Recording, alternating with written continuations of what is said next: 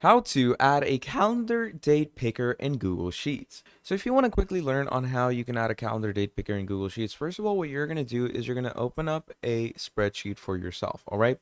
Now, once you have opened up this spreadsheet, what you're going to do is you're going to move over to data and you're going to go over to data validation. Now, once you go to data validation, it's going to open up a small box over here where you're going to click on add rules. All right.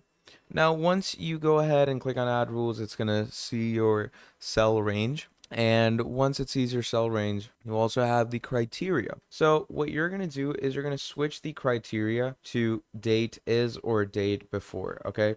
So let's say I'm going to go with date is. Let's go today. And once you do that, you're simply going to go ahead, click on done. And now we have a proper rule over here. All right. Now, once you've chosen this rule, basically that is how you can add a calendar date picker. All right. So let's say you come over here.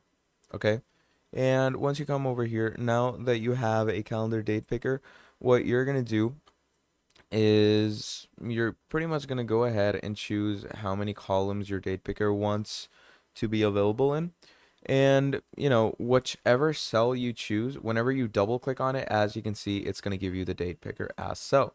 So just like that, you can add the calendar date picker in Google Sheets. Thank you for watching all the way till the end, and I'll be seeing all of you in the very next video. Have a great day. Goodbye.